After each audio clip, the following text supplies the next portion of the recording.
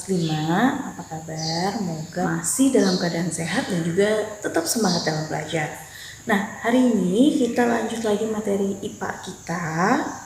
Nah, materi IPA kita hari ini, silakan kalian buka buku kalian halaman 40. Ya. Buka buku kalian halaman 40. Kita akan mempelajari tentang macam-macam gangguan pada organ pencernaan.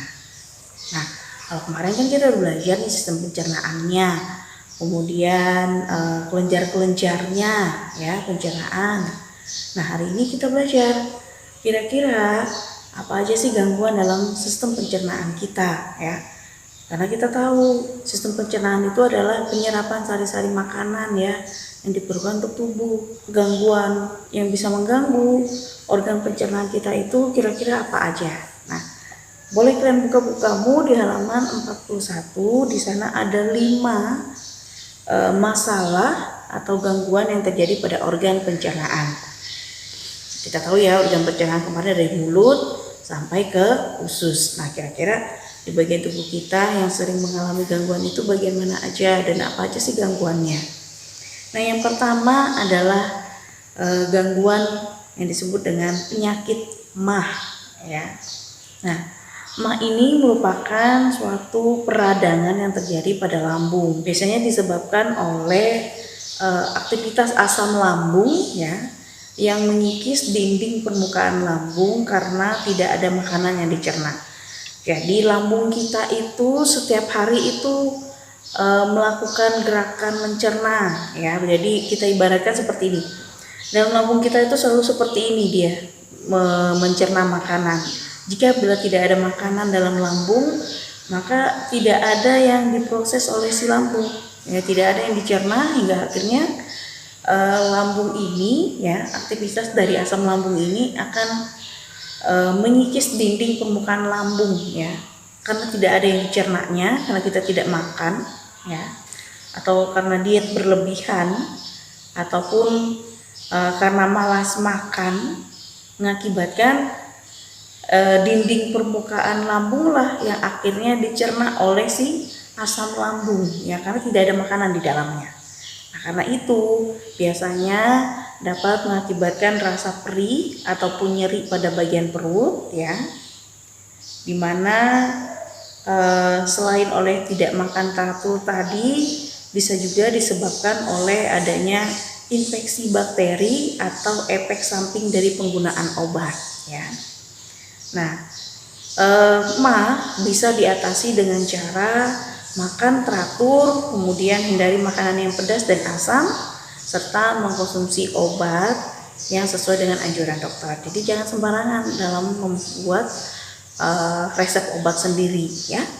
Yang kedua adalah ulkus. Nah, ulkus ini sejenis atau serupa dengan penyakit MAH, di mana ulkus ini adalah peradangan dinding lambung yang lebih parah hingga mengakibatkan luka. Penyebabnya karena peningkatan kadar asam lambung, pola makan tidak teratur, dan juga infeksi bakteri.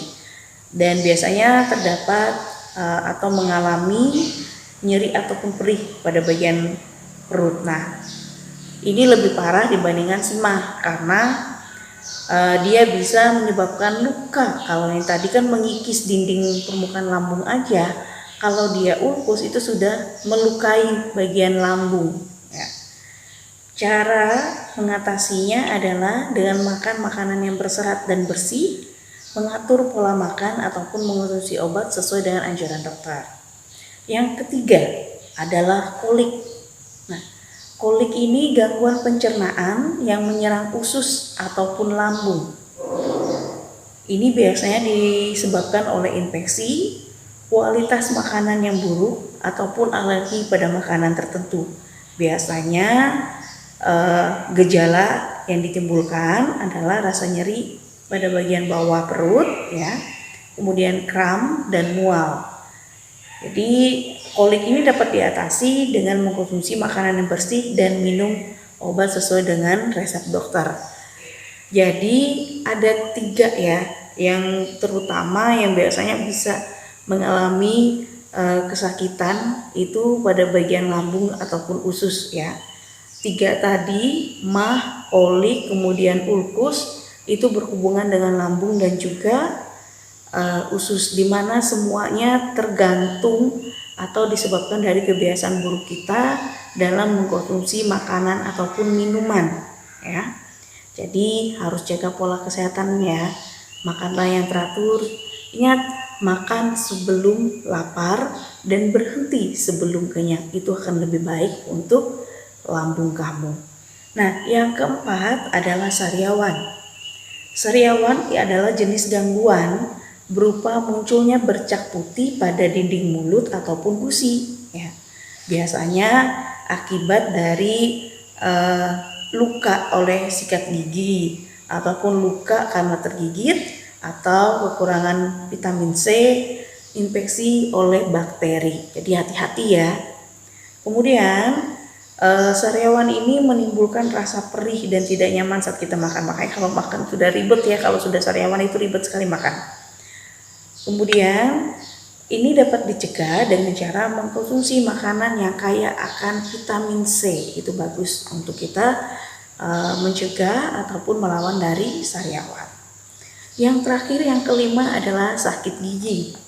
Nah, peradangan saraf gigi akan membuat gusi sakit, di mana peradangan ini disebabkan oleh pembusukan gigi ataupun infeksi bakteri dan kebersihan gigi yang tidak terjaga. Karena itu harus rutin menjaga kesehatan gigi kamu ya. Nah, itulah 5 gangguan yang sering terjadi pada organ pencernaan. Ada pada bagian mulut dan juga bagian lambung yang paling banyak. Untuk latihan kamu di rumah, silakan kerjakan soal halaman 42. Ya. Silakan halaman 42 nomor 1 sampai nomor 4. Silakan kalian kerjakan. Gambarnya tidak perlu kamu gambar, tinggal kamu tuliskan ini apa, ini karena apa, kemudian kamu tuliskan aja ya. Silakan kalian kerjakan. Ingat, tetap semangat ya. Lalu jalankan protokol kesehatan ya, biar orang di sekitar kamu tetap sehat dan kita semua selamat dari pandemi ini. Sampai di sini dan sampai jumpa.